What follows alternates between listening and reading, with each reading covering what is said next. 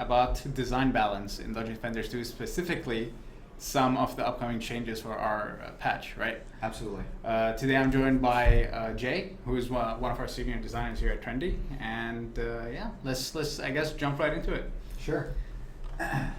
So I guess what you're saying, tell us what we're kind of looking at on the screen right now. Okay, so what you're looking at is a high-level document of what we put together with our big balance change. And so on the left side of the screen, what you'll see is a defense balance goals. And so what these are, when we're doing really high-level balance work, we want to have some benchmarks, something that we call internally pillars, against which we are testing all of our balance changes. And so for our goals, and I'll just kind of quickly go through them and then we can kind of talk about what each one means, is that number one, every hero should be able to damage every enemy type with a defense. Number two, every defense has an optimal placement based on the defense range and the lane shape. We're going to get into those things in a little bit. Number three, every defense soft counter specific enemy tags, which Dan is going to talk a lot about that. Number four, every hero's defense has the option of starting or finishing at least 2 combos, and so you can see a lot of that in the game currently. And then number five, that every hero's abilities has the option of starting or finishing a combo. So those are the goals, the main goals we went into this rebalance. Very similar, I guess, to if you guys are familiar with our pillar blog post. This is very similar, except on a much smaller scale, which is largely our for what we're doing right now. All right, let's talk about ranges. Yes, this is really exciting. And so this is kind of, I spent some time last month putting this together. And so what we're doing is we're taking all the defenses and we're applying a range to them. And so what that basically means is that, so currently, most of our defenses, they start at around 20 meters and they can be upgraded to varying other ranges. Our current range sets are very long, medium, short, and then melee, which is kind of our blockade set. So each defense per hero is going to have some long range options, some medium to short range options, and we can and later on we're going to get into the very specifics. What this is going to accomplish is that if we have projectile towers, so for instance, the ballista, we've given that a very long range. And so what that means is that the ballista is going to be really, really great in like long straight lanes, especially because of its properties and pierces and stuff like that. Whereas we have, same with the squire, squire's next tower, the cannonball tower. So the cannonball is going to be medium range, and that's kind of much more suitable for curvy lanes and those kind of engagements.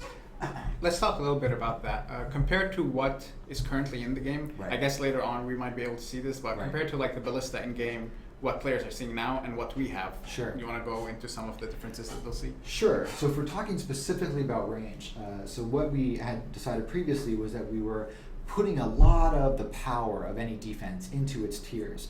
And so in order to see the full capability of any one tower defense over the next, you would have to upgrade it into like at least the tier 4 to kind of really see the differentiation. So what we've done is we've moved a lot of that differentiation into tier 1. So the moment you place the ballista tower, it's already firing at long range. And so yes, that means the ballista tower will hard counter the javelin thrower. We know you guys want it. We've got it in. So if we go to the next tower, we'll stick with the squire because it's really succinct. It's really easy to keep talking about that. So with the cannonball tower, its ranges didn't really change too much overall, but because of these changes and because of the feedback we were getting from the community, overall, all of the projectile towers have gotten a range buff. So they were all going from about 20, all going to about 35, and depending on which range classification, and I'll get into the specific numbers next. They've all got a bump. They've all got a bump of at least about 6 meters overall. So everything's got a little bit longer range. And so we think that's gonna have a really, really great effect on balance, lane composition, what towers you're building, what lane, all these other crazy countering things. Enemies, killing those javelin throwers. Yep.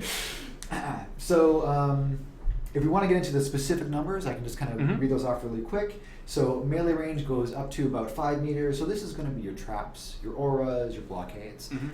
That's not really changing too much. They're in a really good place right now. Everybody loves them. we're going to keep those. Short range, that's your 5 meters to 15 meters. So this is, we don't really have too many short range towers right now. The one that we do have is the Poison Dart Tower, which got a significant bump. So when we get into what we've done with the Poison Dart Tower, we really think you Huntress players are going to really like it. Can't wait to talk about that one. It's gonna be really great. So right now the short range tower is the only one we have. One of the other things that we're investigating with the short range towers is we're going to give them a wider firing arc, and so that you have much more options of where to place them. So whether they're in the lane, whether they're off the lane.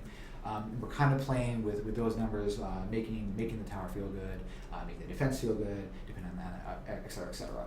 So the next range is medium. So that's 15 to 25. So to give you players kind of an idea, this is the javelin thrower range. Almost 60 to 75% of our defenses are going to sit right in this range. So almost all of our defenses are going to be able to hit the javelin thrower. We know you guys really wanted this, and so we worked really hard to get it.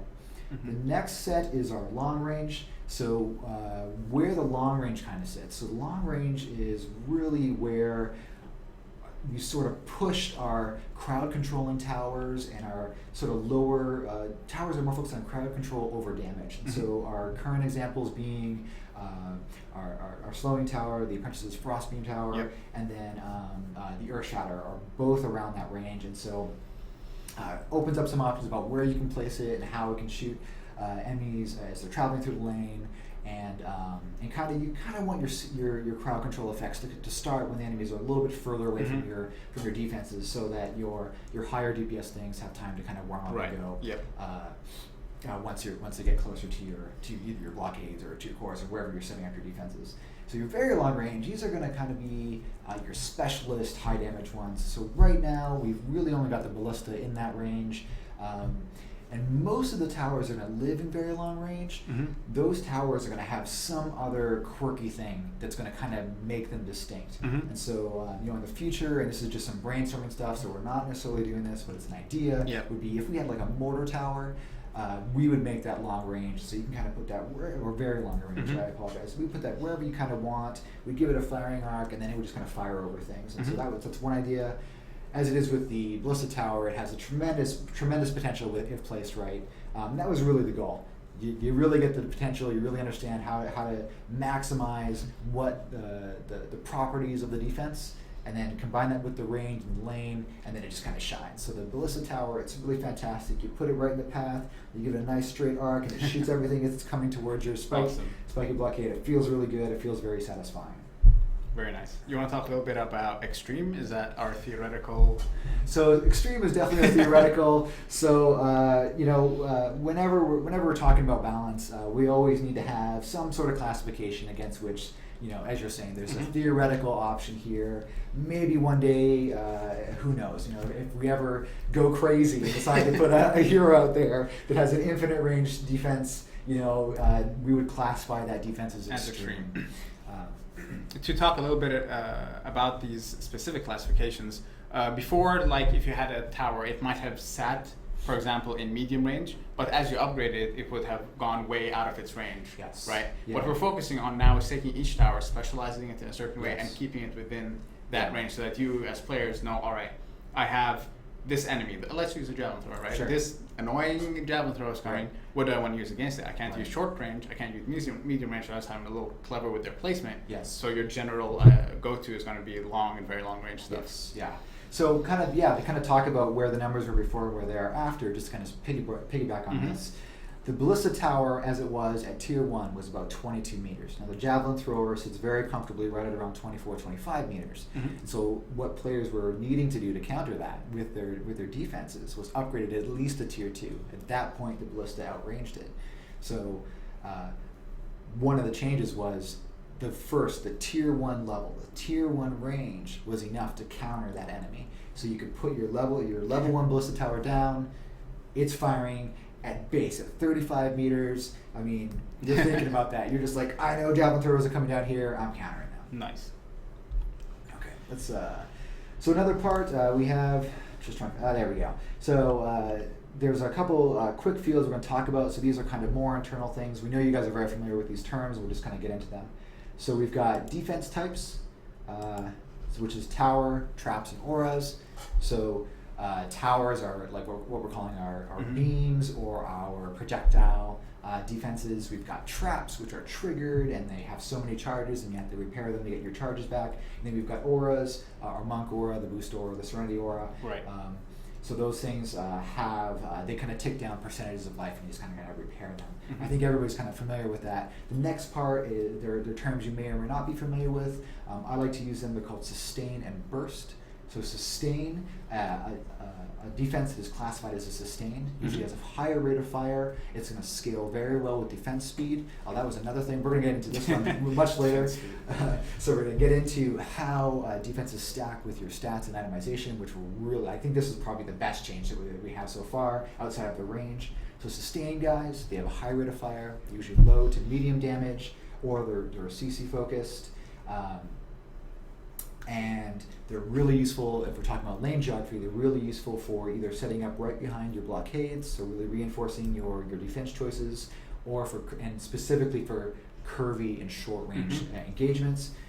Your burst, we push burst, so bursts are usually lower rate of fire, high damage, or high potential for CC. You know, the high examples for me are the Earth Shatter Tower, and then the Ballista Tower. And so they have higher damage, they're going to fire a shot and just kind of let that effect happen, have a longer read. Like, think about like snipers, like a sniper versus an assault rifle, right? As far as the examples go there. Very nice. Before we jump into the numbers, if you're just joining us, I'm here sitting with Jay, one of our senior designers, and we're going over some of the balancing things that's going into our big content update that's coming at the end of the month. Something to keep in mind, we planned this content update. It's not going to fix all our problems, but think of it more as a campaign, right? This is step one in a multi-step process, and obviously we can't wait to put this all up to you guys and see what you guys think, take your feedback, and iterate on it in the next one and the next one, next one. So keep that in mind before we start jumping into the numbers and stuff. Right. Okay, so I guess we'll just a really quick recap. We've given all of our defenses a range buff. We've pushed some of the tier 1 base level defenses. They have longer ranges if they're meant to be long range. No longer are we having defenses that go from like a 20 meter, which is considered our medium range, into a very long. They kind of start in the very long range brackets. And then we have different kinds of defenses, so projectile defenses, traps, and then auras. And then we also have our sustain versus burst, so sustain being fast firing, medium damage, burst being low firing, high damage. So the next part is that, again, always to kind of continue with the theme of like having pillars or benchmarks and testing against those. We make a chart where we put like all these concepts together in a chart, and then we kind of say, okay, well, given these properties of our defenses, what are the numbers and where do we kind of want these defenses to sit? So the idea being, we have mentioned itemization and customization choices, especially for spec nodes and what items you're equipping. We want those to be really meaningful, and we don't want there to be only one option per hero. We want there to be a diversity of options for every hero.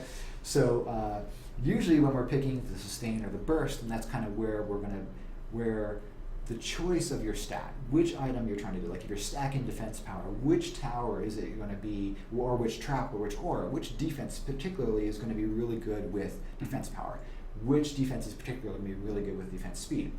So will that translate into like which enemies am I going to be able to super easily deal with versus which enemies I'm going to have trouble with? It's definitely a target. It's definitely a target. What we definitely, you know, if we're thinking about at a high level, if we have, and this was sort of those classifications and categories that we're going to talk about. That we'll talk about in a bit, Just a spoiler alert, if we've got hordes and you've got, if you got a horde, which is a classification enemy where there's a lot of them, they don't have a lot of hit points, but like in mass numbers, if they get through to your blockades and to your defenses, they're going to chew through them very quick. You're going to want to either deal with them with burst towers that are long range, that have area effect abilities, or you're going to definitely want your sustained high rate of fire so they can like pick one target, burn it down, pick the next target, move to the next one. And so we really try to think of like, given all the classifications and enemy types that we have and all the different defenses, what's going to happen at each range bracket, you know.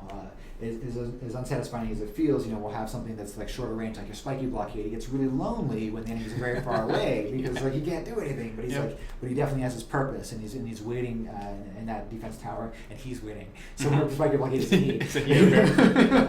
So he's waiting for an enemy to get there, so we can kind of absorb some damage. Nice. To take a quick look at the numbers, and I'm hoping you guys can see that. Oh, great, the chart's up. I can see that. So we've got our auras and traps, And we're never going to say that any one defense type is only going to be sustain or burst. And so what the categories are, we want to have a sustain and burst style defense for everyone. And right now we haven't executed on every single option, but the long-term goal, more heroes, more defenses, more options. Step one. So very quickly, in general, to breeze through this chart, your sustain towers, we definitely want to push those more into scaling off of your defense speed. So if your towers, if your defense, trap, or whatever it happens to be is already scaling, is already a sustained version of that, and we're definitely going to show you this in the menus. I think that's going to be a later stage.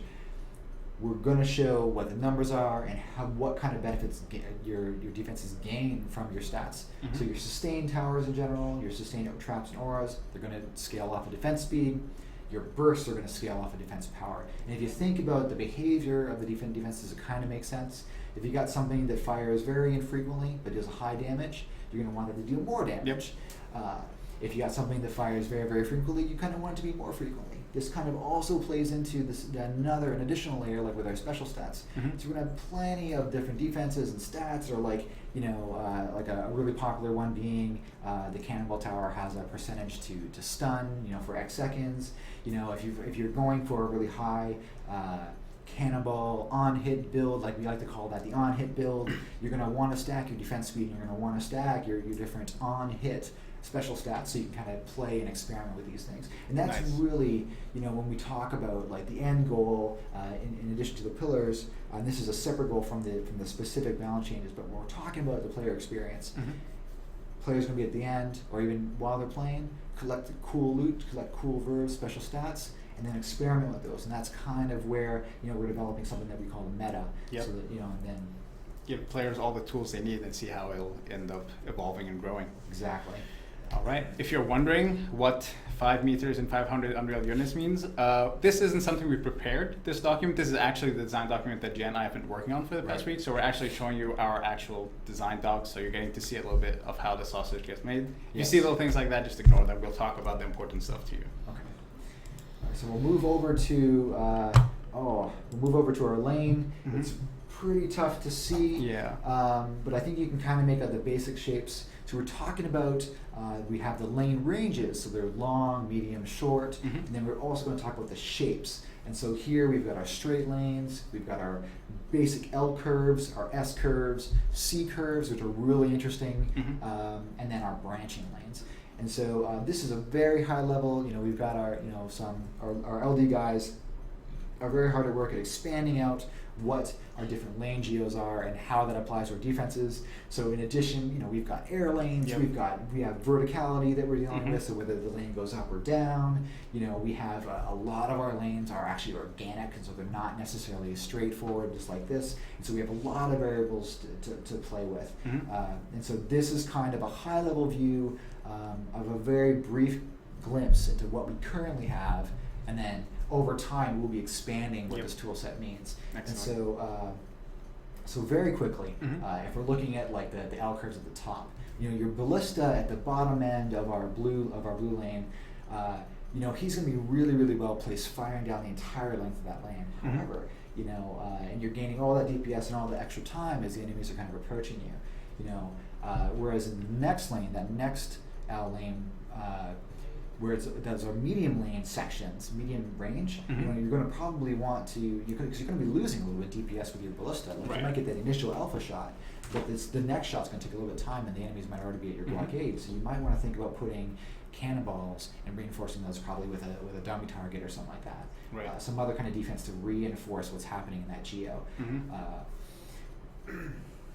So those are kind of lane geos. I think players will get that, and I don't want to get too much into it because this is the discoverability, right? This is where our puzzles come from. So I don't want to give everything away. You guys are pretty smart.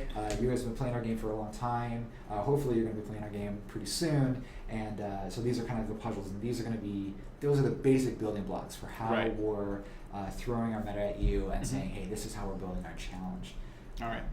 I guess before we dive into some of the hero proposals, something to keep in mind is what you see here is what we'd like to do, not necessarily what you will see in the next patch. So for example, when we get to talk about the Huntress's Poison Dart Tower, which is super exciting. That is something that you'll actually see. But some of these we weren't able to do in time, but this is the direction we'd like to take. So just keep that in mind. All right, so let's dive into it. All right.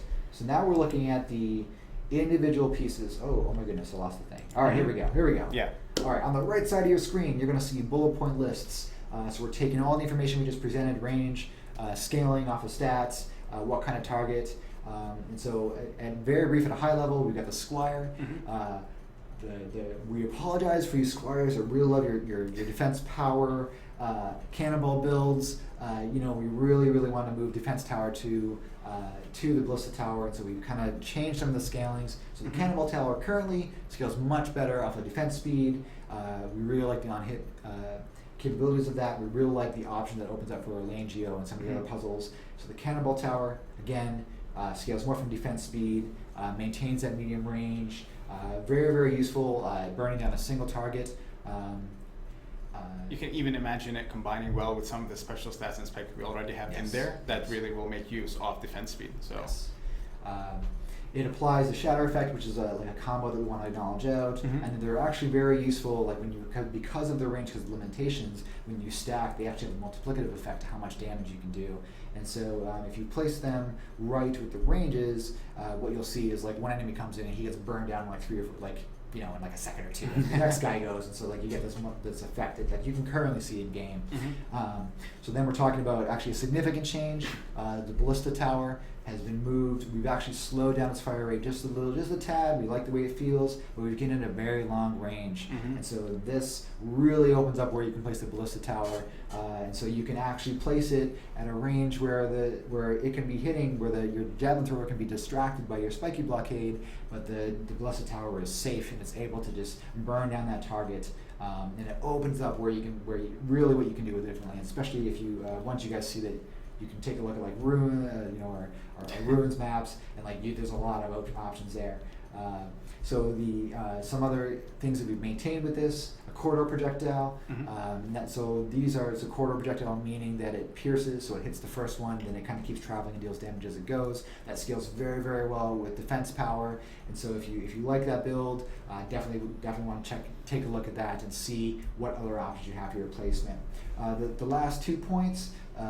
One of the things that, because this is a long range defense, and we want to kind of encourage you to think about where you're placing it so the range matters.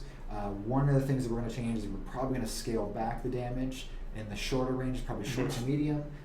But it'll gain it up as it approaches medium range. The projectile will actually gain momentum, and then will deal more damage once it hits medium and long range. And so it kind of really pushes it into that very long range tower. Barricade. We kind of like the way it feels right now. We think it solves the problem. We know that there's a lot of Squires and a lot of defenders out there that really like your defense health builds for the Squire. We haven't changed that. We've probably changed a little bit of how the scaling works. Actually, no, I'm going to take a step back after we get to the practice dummy and talk a little about what some of the changes we've done with scaling, because I think that's important to acknowledge as well. So the spiky, and my typo here, I call it the barricade, but it's the spiky blockade. So that one still scales off of defense health, and we're actually investigating some ways to differentiate our 2 blockade type towers, which are melee range. So we have some ideas, and once we get to the apprentice, we'll kind of talk about that a little bit. But maybe thinking about the spiky blockade and making him really a damage return tower. And so he accomplishes the stopping the NPCs, traversing down the lane, and then when he gets damaged, he deals damage back. All that is the current functionality, and we're probably going to be thinking about how to really turn that up to 11, kind of if as the expression goes. So then the final tower, target dummy, practice dummy. It's had its thing. It's got its permutations right now. So I have some ideas about what to do with it. We don't really see a lot of use out of it, which is unfortunate, but I think that making it some sort of trap, maybe have it deal some sort of in-lane consistent physical damage to kind of support your cannonball and your barricade tower. So we're really investigating. We haven't touched it that much. As when I mentioned in a second, we've adjusted the scaling. But overall, still functionally the same. We will in the future be trying this out, especially to have it somewhat overlap with your barricades, that's Yes. super helpful, and having enemies ignore it and pass by and just take the damage would Yes. be really interesting.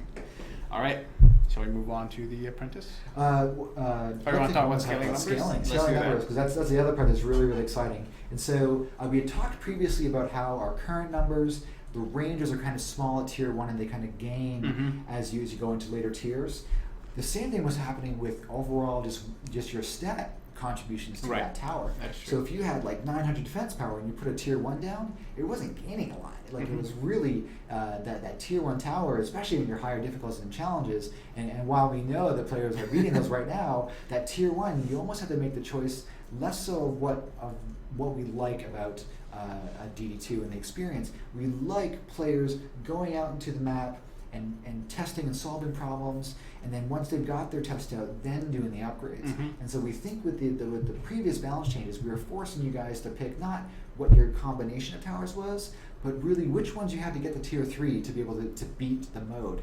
And so we've kind of pushed a lot of the scaling into that tier 1. So if you're starting out in DD2 and you've got 300 defense power, which is very, very low level, that will have an effect on that early game. Right. So that 300 defense power will have an effect on your defenses. What we were noticing, just to reiterate again, is that if you were a high defense power, that effect was diminished. So we pushed those multipliers into the lower tiers and spread them out. So the tier 5 tower, its power is going to change. It's going to be relatively the same. It's actually more powerful. We've made everything more. We've like turned everything up to 11. So they're more powerful, which allows us to throw more challenges at you guys.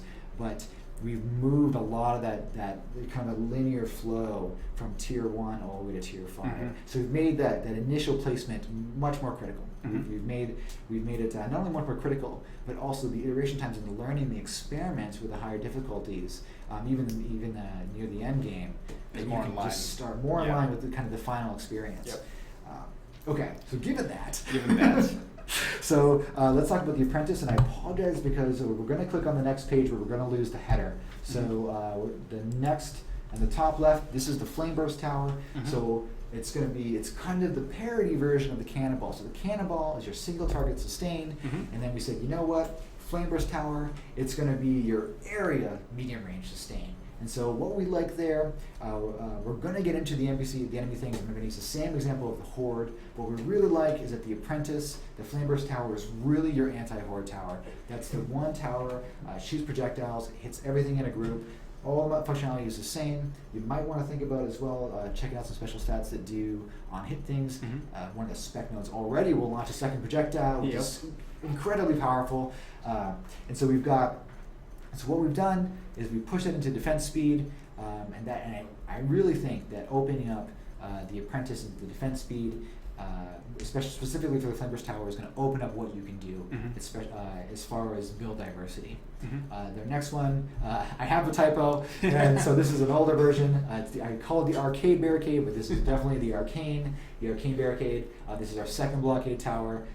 We unfortunately we didn't reach this target, so we were unable to change it. But the two things that we're talking about adding to this is that the arcane barricade would be the magic version of the spiky blockade. So the spiky blockade has the damage return.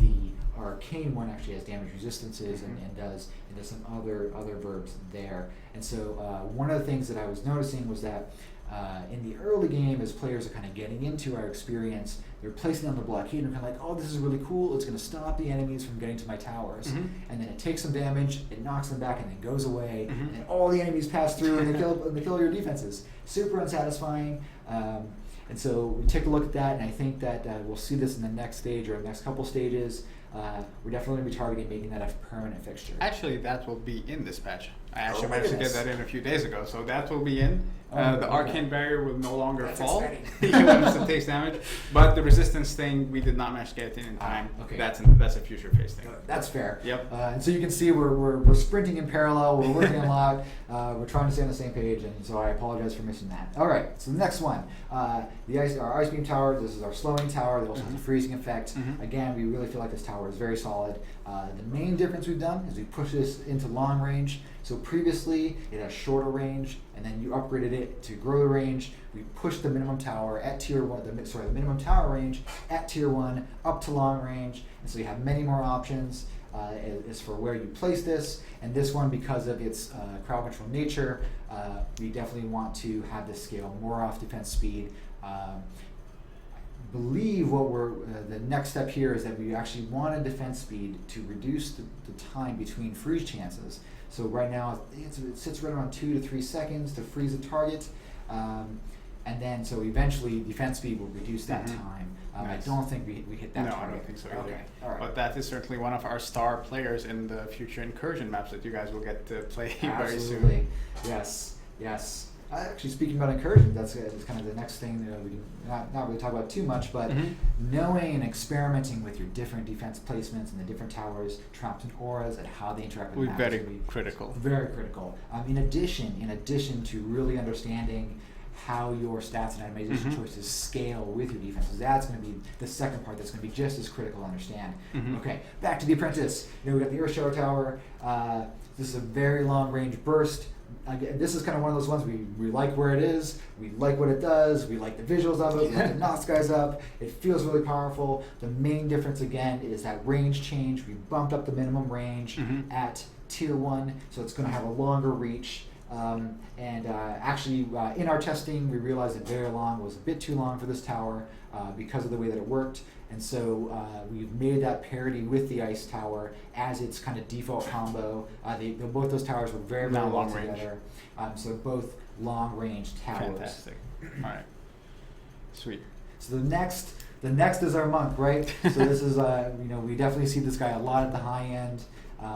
So we made some changes here. We think we've nailed it. This is going to definitely be a living process. Balance is always that way. We're always thinking about the meta. So the Lightning Aura Towers, so we've had this one scale off of defense speed. We like the idea that since there's a spec node that already has a chance to proc an additional damage, that kind of, it's effectively an on-hit style spec node. And so per our rules, if you have a lot of on-hit effects, whether it come from your itemization or your spec nodes, we feel like that scales much better with defense speed. That is the type of direction we would like to take defense speed in. We had talked about that internally, where defense speed is not necessarily about outputting a lot of damage, and we talked a lot about that in earlier live streams. It's more about taking all these special stats that have a chance to proc and making sure that you have a super higher chance of seeing things happen. All right. Yes. So we like sort of where the Serenity and the sort of the hero version and the tower version of the monks support towers, where they go. So for this, we've mainly been adjusting numbers. We kind of like what they're doing. Later on, when we do a revamp, we're going to revisit those. But for right now, maintaining functionality and adjusting some of the scalings there. You'll see differences. However, most of those are going to be numeric. The functionality has been. We like what they're doing. We haven't really adjusted the functionality. The next one being the Skyguard. So this is another one. This is another tower where we tested it at a longer range. It didn't quite have the effect that we wanted. What buffing the Skyguard towers allowed us to do is to make the flying threats much more meaningful. And so definitely paying attention to where your wyverns are coming from and being able to place a Skyguard near there. We felt like the Skyguard was kind of getting underutilized a little bit, and so as such a focused tower, because it's so focused that the enemy has to be up in the air, we've just made it better. We've made its ratios, DPS ratios, much. Something to mention also, since it is scaling substantially off of defense power, combining it to help you deal with ground enemies is super helpful. Knock something into the air, have it fire a really strong shot at it. That's gonna help. We really like the idea. We really think it's fun discovering a combo and then exploiting that. Some of these fun emergent moments happen more when there's a system, and then you're like, oh, the Skyguard Tower only hits guys in the air, and then as you mentioned, you're the monk, you hit your one, you knock guys up, and then the Skyguard Tower creams them in the air and has a really good time. So that's the monk. So as a specific note, I was talking with Josh a little bit.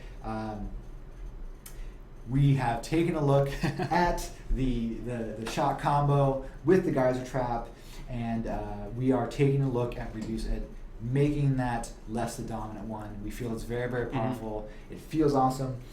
We like the combo. You know, we like what it does. Yeah, it's We not feel going like- anywhere, but we want to tweak it so that it's not the end-all, be-all in builds right now. Yeah, we definitely like that diversity. Mhm.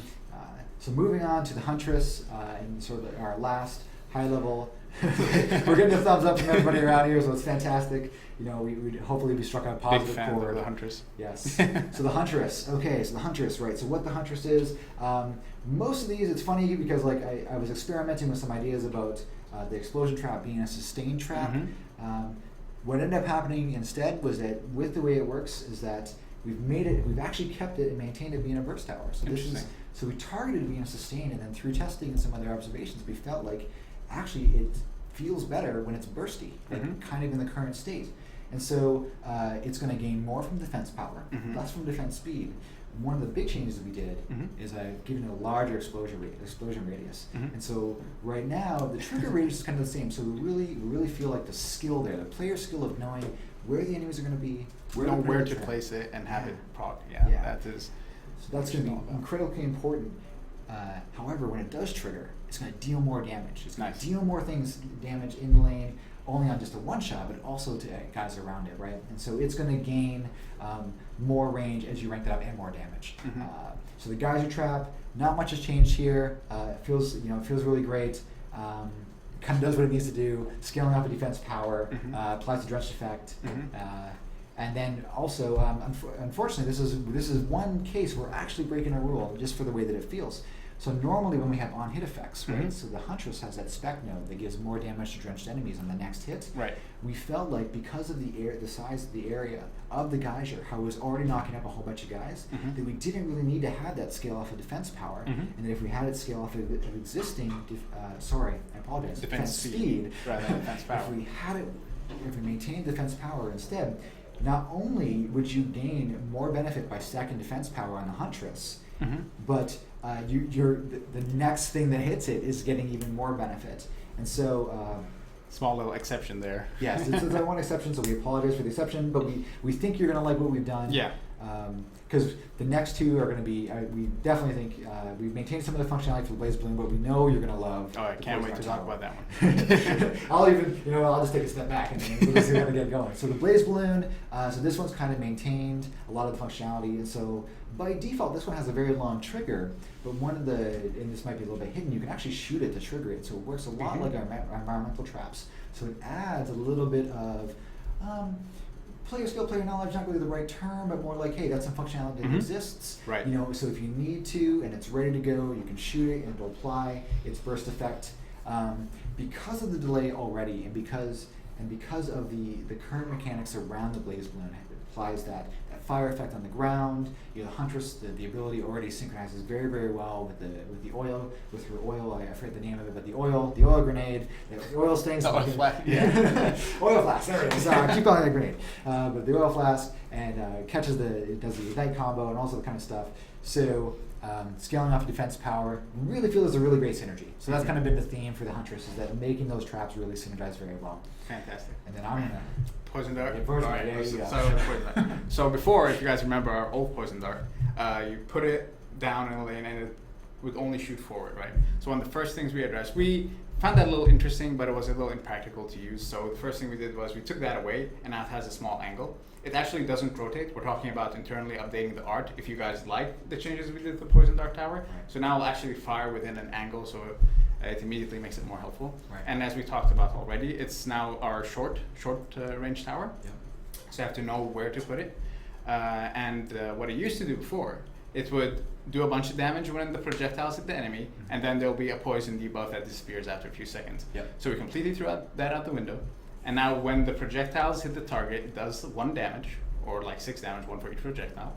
But it applies a debuff that lasts for around 100 seconds, if not more. So it's a very long range poison debuff. Yes. And what happens now, if it hits another, if it hits the same target twice, or another Poison Dart Tower hits that same target, the poison's going to stack up to a certain maximum. Yep. Yeah. So you can imagine dealing with ogres. Yes. It's going to be super helpful to have those Poison Dart Towers. We're getting more cheers. So John over here is really, really happy.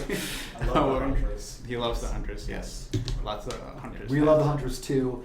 We felt like at least internally, as we were mentioning, we felt like some of the mechanics that we had around her defenses were less than ideal. We definitely wanted to give her some massaging. We definitely wanted to give her some power, some overt power and visible power. There's already a little bit of skill in knowing the ranges of the traps, where to place them, understanding the enemy lanes and how enemies are traversing. So we're already testing on that. And so some of the other limitations we were putting on the towers, well, specifically for her one tower and her 3 traps, we felt like maybe minimizing that because there's already a skill component, and then providing some more functionality. So the great thing is that the poison dart is kind of our attempt at a defense type that we haven't really talked about, which is kind of our big boss killers, right? Big boss so killers. having defense that does really, really well against high hit point targets, we don't really have that. It's a new paradigm for us. So this is our experiment. We'd love to have your feedback on it. We want to know what you think. We'd love to see you try it. May or may not be helpful in another version of an incursion that they're going to play soon. Yes. So yep. So to summarize, we just went over some of the changes that you guys are going to see in the upcoming patch. Something to reiterate and keep in mind is that this patch is targeted to fix specific things, not everything. We're looking at it more as a campaign. We're going to do a bunch of fixes. You guys are going to tell us what you think. We're putting them up there. We're super excited to put them in front of all you guys. And we're going to see what you think, and we know what to do next and afterwards. Right. Something we kind of hinted at in the beginning is what we're doing with enemies. Right. So we're going to talk a little bit about that. To match what happened to towers, we did a little number tweaking on enemies. But before we did that, we did we took a step back and we looked at our enemy roster, and we decided to start classifying them, right? So we have a very small number of classifications for each enemy. So I'm going to talk about a few examples. We have what we call the horde classification. So you have your goblin, he's a horde classification. If a goblin goes up to your tower, it's not that big of a deal. It's going to be dealt with super quickly. But if you have like 10 goblins coming down the lane, that's where the power of the horde comes from, right? They're meant to distract your defenses, especially your single target towers, right? Imagine having your poison dart tower trying to hit the ogre, and it's not getting fired because there's a bunch of goblins in there. So you want to throw in AoE towers and things like that. And to add above that, so our classifications, very specific things. For example, another classification, our mini boss, our ogre, is a juggernaut. Super tanky, super angry, gonna do a whole lot of damage. You guys need to figure out how to deal with him. Second thing we're adding, which is probably in the future phase, is the idea of modifiers, where we can add things like speedy or regenerative or things along those lines to those classifications, and then the diversity of enemies will take form. And our final phase in the future, which we're talking about, hopefully we'll get there if things go well, towers will have certain strengths and weaknesses compared to what type of enemy they're dealing with. All right, so without further ado, shall we pass on the mouse and see? You guys ready? Yep. Yeah.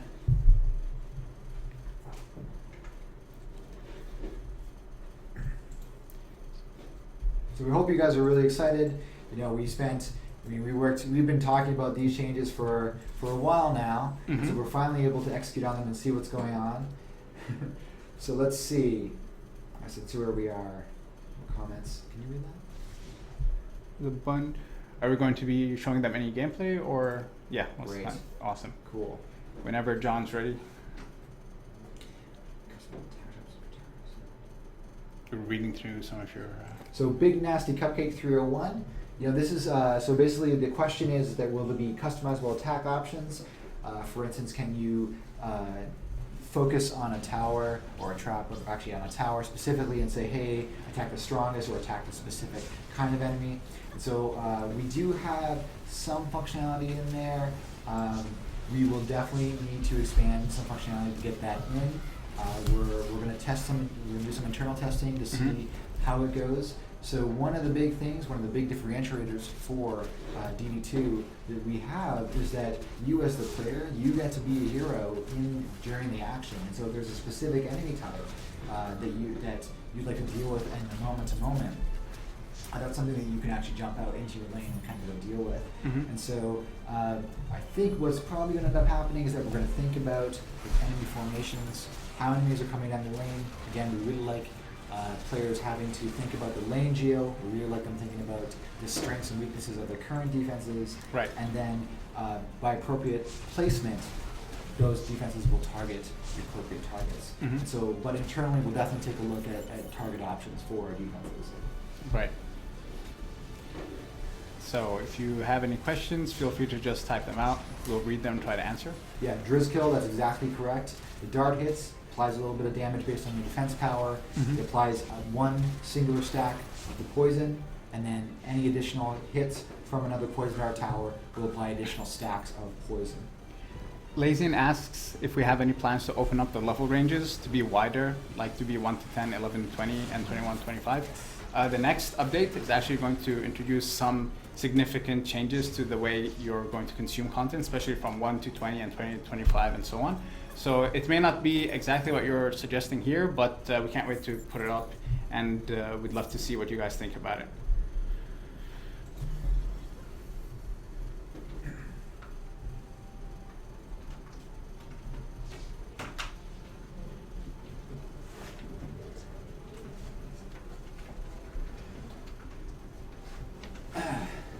Do you want to talk about Seraphin's or iSeraphin's comment? We are well aware. Kicking is something that we need to be adding to the game pretty soon. We actually added it on our backlog, and we're going to be talking about actually dealing with it. Actually, our next speaker is going to address this specific comment directly. Yep. Yep. Thanks. So without further ado, thank you guys for listening. We've had a really great time talking to you guys about our balance. I'm sure that both Phil and Brad can actually answer any further questions you have that you're typing up, but they also have some extra surprises for you guys as well. Thank you so much. Thanks, guys. Yep. Whoa. Let's get out of the room. Okay. Sweet. Hey, guys. How are you doing? I hope you guys enjoyed Jay and Dan going over some details with you. I think we'd love to see in the comments here or on our forums if you guys like that really deep dive into the balance changes. It's something that we haven't really done before. Yeah. So let us know. Yeah, and hello everyone, I'm Brad Logston, senior producer, and I don't know if you've introduced you. I've seen you before. PM Asher, finally not sick. Yeah, Although I'm everyone still a else knows little I sick, need to, right? like get a I'm little going to talk further this away way from so I him. don't infect the microphone. Cool, so we're going to take questions from the comments. We'll probably go a little over 6, but hopefully you guys like it. I know a lot of you are in the stream right now. Yeah. We have these nice questions that Josh prepared from the forums. Yes. So we're going to start with these, and then please ask us some questions in the comments while we go over them, and we'll answer those as well. So here's the first question. This is from Teeny Kiwi. I love pets. When can we expect to see pets in Dungeon Defenders 2? So we haven't announced anything about pets quite yet. It is something that we're actively working on, actually. I think Dan Haddad has a design that he actually put over the fence just recently that we're going to be reviewing potentially this evening after this live stream. So, there's a lot of cool things that are being proposed for how we're going to make pets a lot more of a dynamic experience this time around, adding more depth into it, adding more options into it. At least that's what they're supposed to be proposing. I'll be reviewing it later today and we'll be talking about it. But pets are on the works, so stay tuned. Great, yeah, I love pets too, so I'm stoked for that. Yes. Oh man, you kicked the camera. Just kidding, it's fine. Okay, alright, so this is question number 2 from Town, and he asked, is the laser robot from DD1 making a return? He was a beast of a pet. So many fond memories. Yeah, I think that when it comes to the pets, there's probably a number of ones that you saw in DD1 that we'll pay homage to. How we decide to do that really depends on how the art team decides to be creative with those different ideas. You'll notice that a lot of things in DD2 have kind of taken on their own personality, this evolution of bringing all the cool things that we did in the franchise and kind of pulling it together to make Etheria feel very connected and rooted. So whether it's that specific pet or a different iteration on kind of the same idea that really fits in the world that we've built, I'm not sure. That's kind of, Danny Araya could talk about that kind of stuff, our creative director on the content team. Yep. But that's definitely something for us to keep in mind as we build out the pet repertoire. And I'm sure just like the costumes, we'll be involving you guys as well. I'm sure we'll Most do certainly. Something on a stream, which is design and pet or something equivalent like that. So if you guys have Design have a any pet, cool that could be ideas, interesting. Yeah. Start collating them. They're just gonna be like Pikachu. We're gonna be like, can't put Pikachu. Sorry, we want to, but we can't. All right. Question 3 from Ask Me a Question. I think there should be an option in the temporary item bags where you can set it to show only certain items with certain stats. Are options like this going to be added in the future? So we actually have had a couple UI comps that are going in about iterating on the temporary item box and the inventory in general. One feature that all of us really think is missing that we want to add is filtering, and that's kind of what he's talking about, being able to filter by different things. A lot of that's still on the concept stage, but I'm hoping that sometime in the near future, maybe in the next couple of milestones, we build everything in milestones, we'll be adding some of those we call quality of life improvements for some of the features that we already have. But trust me, we know just as much as you guys do. You know, there's a lot of gear that you pick up and you want to be able to digest a lot faster, and we're exploring ways to do that better. So I'm going to pull 2 questions that I've seen from the chat before we go back here. One is, will there be a level cap increase anytime soon? Will there be one before full release? You know, I don't really know right now. We put the level cap into place where we felt that the experience was full enough and that we could really balance against. You know, we really need a impetus, a reason in order for us to increase the level cap, and at the moment we don't have one. You know, I think Dan and Jay both spoke to you guys a lot about how we're looking at the balance of our game and the design of our game for the end game, and really balancing around that and building really cool content around the amount of power the player has at that level and the types of experiences he can consume. And we want to spend effort diving deeper into how we can make what we consider right now 25 plus and beyond really enriching. So once we get that done, we might sit there and look at how we want to add a whole new layer of in-game content beyond. But you know, there's no guaranteed bets on when we may or may not do that. And then the second question from here is, when is the full Dungeon Defenders 2 being released? The full Dungeon Defenders 2. Full. I love that question because it's something that is kind of it's exciting for us. You know, one of the advantages of going, you know, right now we're in early access on Steam, and we have, you know, you have an opportunity that you can go pick up the game and play it in its current incarnation. But one of our motivators to going free to play is to be able to build this game for a very long time. You know, it gives us the opportunity to constantly add new features, expand and add new content, really grow the Dungeon Defenders 2 experience. So I believe there's going to be this point where we feel like we've kind of hit, I'm not going to say parity to DD1 because I don't think that's a fair comparison, but we've hit a set of features and a set of refinement across the board that, hey, we're ready to come out of early access and be a released product. And that's not going to be for a while. We have a lot, I mean, you guys self-admitted, you're hearing what we're changing right now. There's a lot of stuff for us still to do. But when it comes to when is DD2 finished, I think the answer is, you know, not for a very, very long time. We have new features and new content and new game modes and new heroes and stuff designed out for years. And hopefully we'll be building this game with you guys for a while to come. Sweet, so I'm going to fire through some of these. Let's see if we can Yeah, do them quickly. let's do it. 4 and 5 from Looney.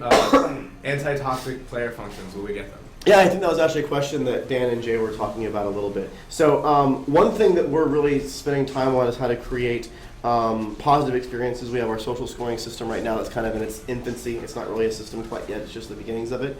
And we're learning a lot from what other developers are doing and trying to reduce toxicity in their game. You have Riot experimenting with some really cool concepts and trying to reward good behavior as opposed to always punishing bad behavior. And a lot of those ideas take a long time to mature as we figure out how to best do that with the tools that we have. So we'd love to get feedback from you guys on how we can really amplify that and make a more positive experience as opposed to just always trying to figure out how to deal with the guys who are making it bad.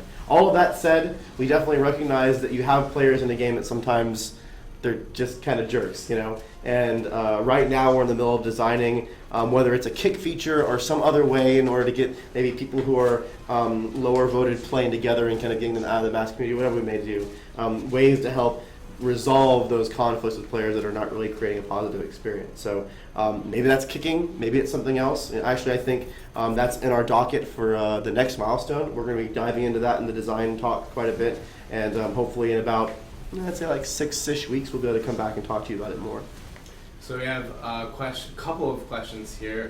One, will there be a guild, clan, group, team system in the future? And 2, will Assault, the challenge version from the first game, make its return? So social features are something that we haven't spent a lot of time talking about quite yet. I know that there's been a lot of different ideas in how we can make it engaging for players to group together and do different things. A lot of them are based around, like, you have to have purpose in order to do that. You have to create these systems that make it enriching to be in a guild or be in a clan or a team.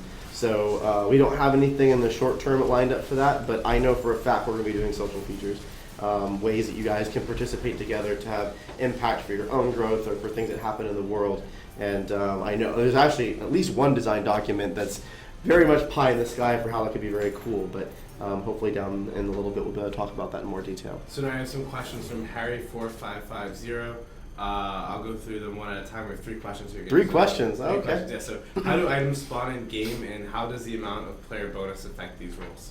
So, if I remember correctly, actually that's a really good question for Dan, but if I remember correctly, the number of players that are in there have a small input or a small change in item rarity and item volume. So the more players that are on there, it's kind of like Magic Find. The Magic Find chance goes up, so your chance to roll random items, their quality improves a little bit. How items are spawned, we actually determine that at the start of each wave. So we sit there at the beginning of the wave. I believe we wrote a post about this recently on the forum, so you can see right from the designer exactly how it works on the forums. I think Brett posted about it. But it determines how many items are produced for that wave, and then it distributes them across the enemies with weights for special enemies, like like the ogre or one of the special enemies, so that they get better loot drops. This was a big question recently because people were talking about how they thought having more enemies in a wave actually increased the amount of items that drop, which is not true. We determined that at the beginning of a wave, and then we distribute evenly across the different enemies that are there. So next question, will multi-stage challenges make their return like Crystalline Dimension in DD1, or DD1 maps where you start with a low DU but it increases every round? I think that whether those specific things come back or not, we're doing a lot of cool experiments right now with new game modes. They were talking earlier about the incursion mode that we're doing. We have a couple other game modes that are in the works right now that we're targeting for maybe next milestone or the milestone after. They're a little bit longer streams because they're a little more complicated. If those are things that you guys are really excited about as a general, multi-stage type experiences, talk about them, post about them. Maybe that make an interesting influence vote. And we can figure out which directions to go. But experimenting with different game modes, both kind of balancing between stuff that was done in DD1 and new ideas we have is a big topic for us. So we have a question here. Will we see meta-breaking new mobs like we did when the Shards DLC came out for the first game in DD1? Meta breaking? Yeah, so kind of like spiders that drop from the sky or Sharkin that can push defenses.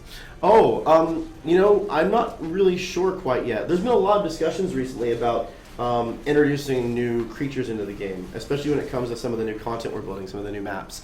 And we've been having discussions about, how much do we add more depth into our enemy repertoire, and it's actually an interesting concept about potentially adding in things that are a little more unique challenges, especially with the idea of the incursion mode, where we can do some really crazy things in a special map. So we haven't really talked about that very much, but that's a really good question. It's a good thing for us to discuss. So we have a question here from the comments really quickly, and I'm sorry if I'm missing a lot of your guys' questions from the comments. We'll try to get to keep asking. Yeah. So this is from I Am Trombone. The question is... I love that name, by the way. is there any chance that we could answer this question, which says, are there any maps that give better loot than other maps? Or are all maps comparable to every other map in the region? If I remember correctly, and again, I believe that a lot of this data just recently changed. Yeah, so I think it's changing in the next patch. Yeah, so my answer is probably going to be a little bit dated, but I do know that what we call loot tables are set for different groups of maps. So you have a grouping of maps that have comparable loot that are spread out between the two. Like say there's 3 maps that are in a group. We call them playlists, or it's behind the scenes stuff, not things that are exposed to you guys. But we're making some really dramatic changes in how that data is organized. So we're going to have in-game content and then specific in-game content that have their own loot tables set up to really create kind of staggered rewards, so that you go here to get certain items to increase your item level to go to the next place, to increase your item level to go to the next place, to kind of create that kind of in-game content progression. So even though in the data that might be true to a certain degree, there's a lot of uniqueness in how certain maps drop certain items. And as a tease, though they may have talked about this, we actually are starting to add in our first sets of map-specific items. Oh, we are? Yeah, I believe so. So in the incursion modes, which is our end-to-end game content, we have 2 incursions that are coming out that are targeted for our patch in the next couple weeks. And I believe there's new legendary items that drop just for those 2 maps. So if you want to get those high-tier in-game legendary items, they have special stats that are only for those items. You have to go play and beat those hard incursions. And John can probably attest to this. Those incursions are near impossible. QA has not been able to beat them very successfully under most of their attempts. So you guys will have fun grinding that. Sweet. So now we have a question from Gutu, which is, what's Gutu? Yeah. Gutu's always asking questions. What's up, Gutu? Yeah, hey, if Gutu's on there, hey, how's it going, man? He is. Oh, of course he is. So we have, what's Trendy's ideas for pets? Is there anything we can share yet? Oh, there's not. There is a whole, like I said, there's a big design document that Haddad and I think Jay participated some have just put together. We're reviewing it potentially this evening and early next week. There's quite a long path to putting together pets. We have, not just the designs of doing the systems of build, but we have to do concept art for the pets, and then we have to model them and animate them in VFX, and it's a pretty long path. So expect information about pets sometime in the future, not near future, but, in the next future. maybe, in the future, yes, we're Not working past. on them. Okay. So here we have a question from Jaromir. Say, is there any special reason why you can get tower stats like plus boost aura percentage and plus fire burst tower damage only on the weapon, trinket, and helmet?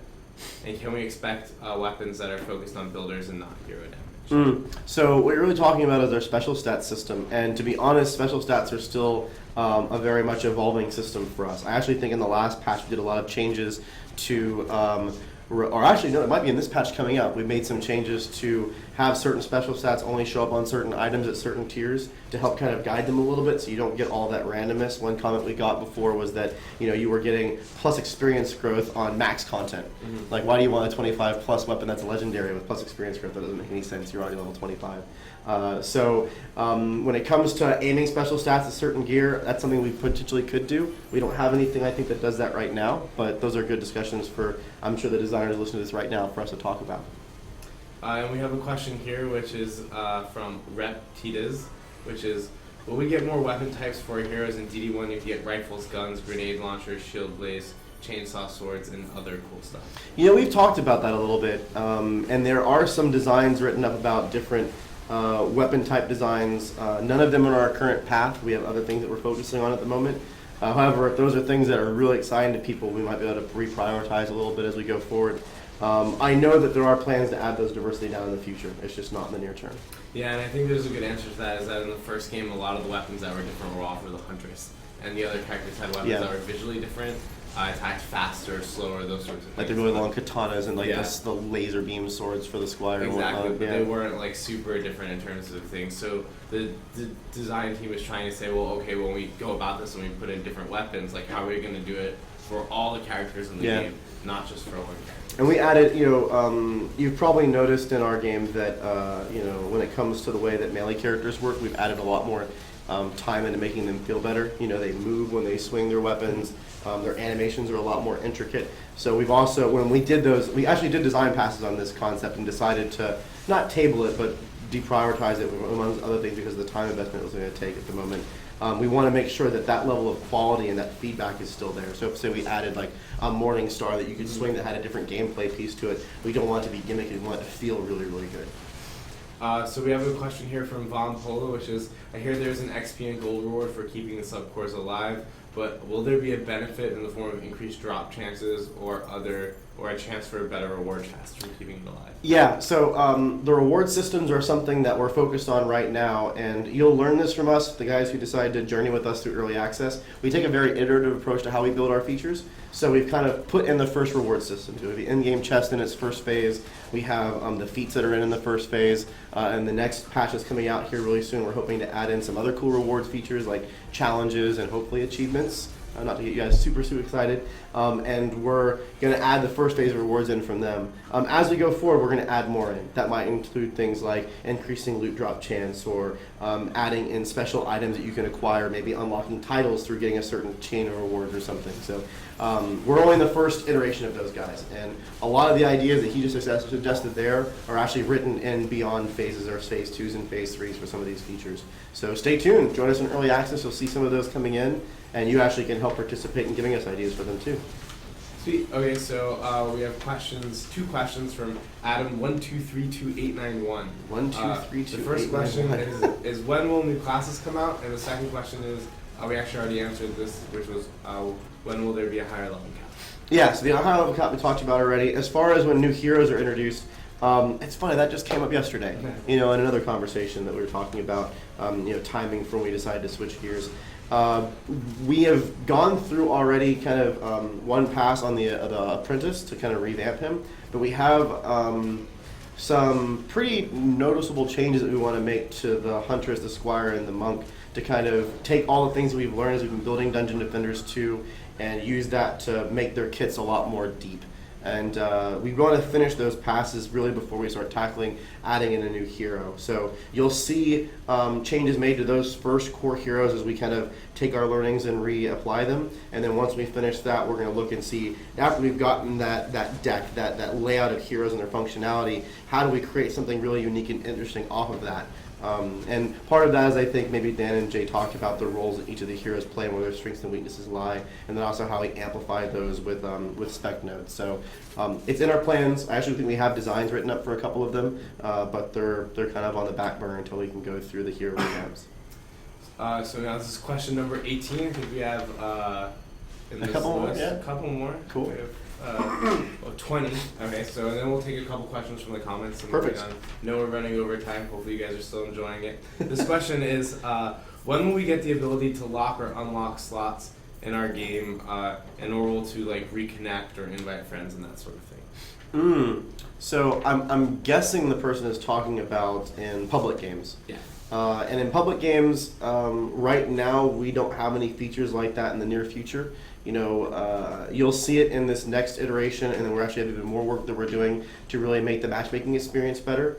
And before we want to go into doing the next layer down, which is inside the matchmaking experience, how do we improve the way players kind of group together? We want to get matchmaking right, and we don't think we have it right now. We think that it's Phil's laughing. You know, we think it's a little bit clunky. We think it takes a little bit too long to get into a match. We believe that it's a little bit too complicated in how you get into content, and so we're doing an experiment to help learn in this next patch that's coming out with how we reorganize content, and then we're taking that experiment to inform how to kind of restructure matchmaking as a whole. When that completes and we feel satisfied with that core system, then we're going to go in and start layering in things like how do we improve parties and invites, and how do we improve how players meet new players and things like that. But at the moment, we want to get matchmaking done first, and they're kind of dependent features to each other. I passed by they're saying that you're like a ninja playing the game. Apparently. Man, Compliments all around. that's high praise. Everyone loves. Fans, guys. Fans. What was it like the last stream we did? Everyone was like, "Oh, I passed Butter this year." Everyone was super excited.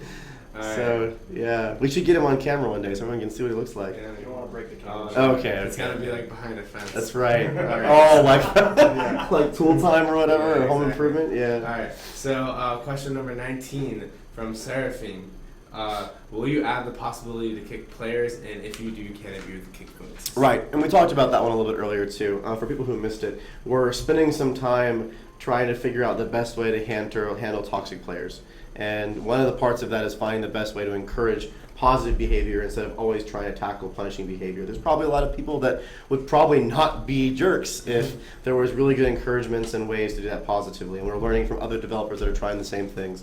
All that said, we actually do have on our schedule soon to spend some time figuring out whether it's kicking or some other mechanism, the best way to deal with toxicity inside of a game when someone is doing things that are really harmful to the experience. And we don't have those designs done yet. They're actually scheduled for next month, and hopefully we'll be talking about them soon in the next 4 to 6 weeks. And then our last question from the forum. So thanks to everyone who participated in this list. And Yeah, this answered is awesome. questions before, I think we'll probably be doing this again in the near future. This is from Micrey87, which is I would love to see an item lock, sell all, as well as a filter search when going through items. Could you verify that these features are being thought about and putting in the hopefully near future? Well, I can verify that we've done actually already visual comps for some of these features. Filtering, we were actually talking about an not auto sell, Do you but have a visual a comp for filtering? yeah, for where you put the filter I wanna button and see how that. it works. Oh, you haven't seen it? Yeah, there's there's some UI work that's being done there. We're still working on the way the feature lays out. But we figured out kind of where we think the button could live and what it would look like and how it would function. It has a home. And we've actually put together a couple of visual comps and some functionality ideas for how you can do things like sell all items in your TIB, your temporary item box, things like that. So those are the kind of beginnings. I mentioned earlier in the stream what we call quality of life improvements or iterations, things for features that we've been getting feedback for we want to improve. And trust me, we have the same frustrations. The QA, they play the game, tons and tons of hours. Their tips become miles long. They desperately want ways to do that. So we get that feedback pretty regularly. So we have a couple of questions here. I think some of them I'll take, some of them you'll take. Yeah, sounds good. I want to take this one. The question is, are you going to add more maps to the main part of the game? And if so, roughly how many? And you can add. We've created actually more maps than exist already, and we're really trying to figure out, how and when to release these maps. Right now we're looking at a lot of the data from players, and we're trying to figure out how do we get people to play the maps we have enough, and then when we release a map, like what kind of stuff do we put with it to make it worth playing? If we just add one map now, that doesn't add a lot of hours of gameplay. Maybe Brad can speak to that. And the question is, how do we add maps and have them add considerable gameplay? Yeah, like Phil said, we have a couple environments. I actually think we have some concept art in some of the screenshots that are floating around about a couple of the maps that we're still in the process of completing. And one of the challenges that we have is where those maps slot in the lineup. So while we have the environments, we don't necessarily have the gameplay all hooked up in them. And a lot of that challenge comes into, well, if we just put new content, and like as an example, this is the debate that we're talking through. If we go put that new content in the 25 plus range, then players aren't necessarily going to see that unless they play the game for a certain amount of time. And that's exciting to some people. But we also want to make it a compelling ad for everybody. And as we sit there and try to figure out the best way, especially with some of the feedback from you guys for players to consume content, we're still trying to figure out the best way for us to add that new content and to make it really compelling so that new people can jump in and see that content without necessarily being max level.